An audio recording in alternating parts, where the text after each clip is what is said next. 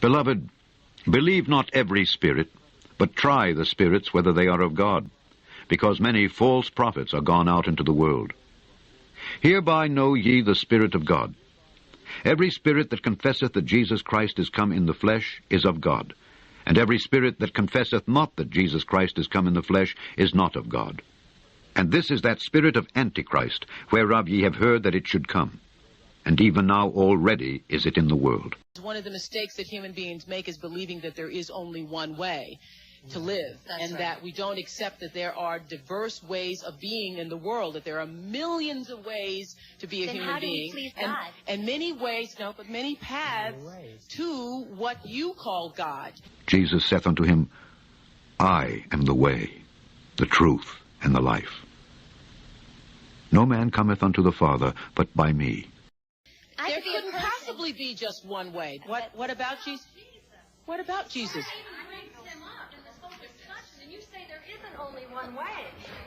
There is one way and only one way, and that is through Jesus. There couldn't possibly be with the millions of people in the world. There couldn't possibly be. Because you say, you intellectualize it and say there isn't. If you don't believe that, you're all buying into the lie. But that makes you right. Do you think that if you are somewhere on the planet,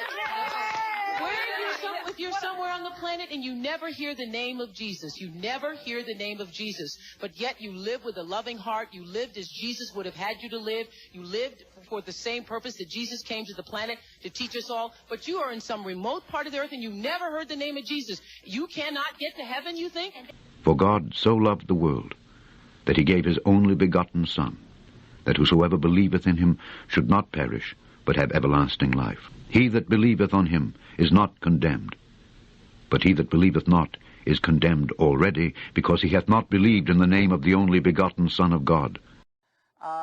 I took God out of the box because I grew up in the Baptist church, and there were, rules and, belief systems and doctrine. And I happened to be sitting in church in my late 20s, and I was going to this church where you had to get there at 8 o'clock in the morning, or you couldn't get a seat. And then he said, and the Lord thy God is a jealous God. And I was, caught up in the rapture of that moment until he said jealous. And something struck me. And I was like, I think about 27 or 28. I was thinking, God is all, God is omnipresent, God is all, and God's also jealous. God is jealous of me.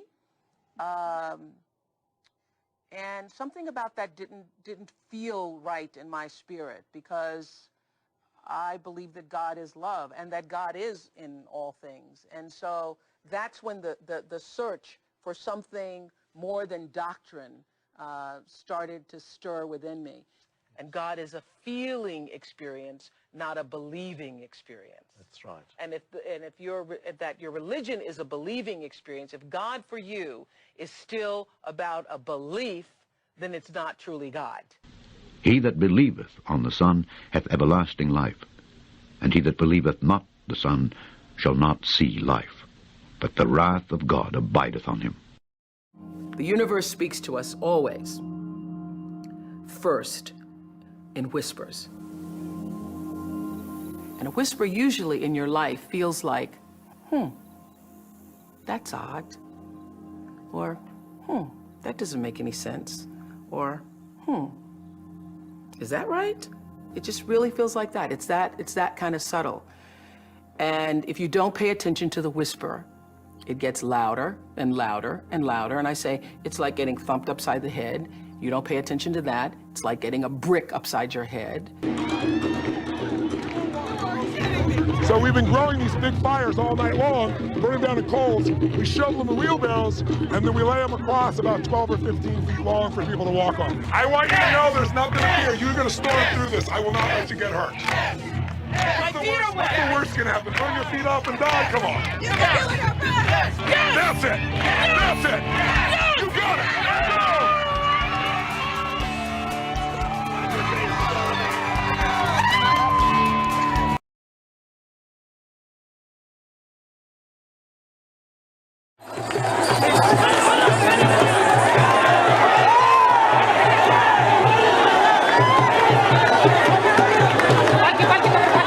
Go.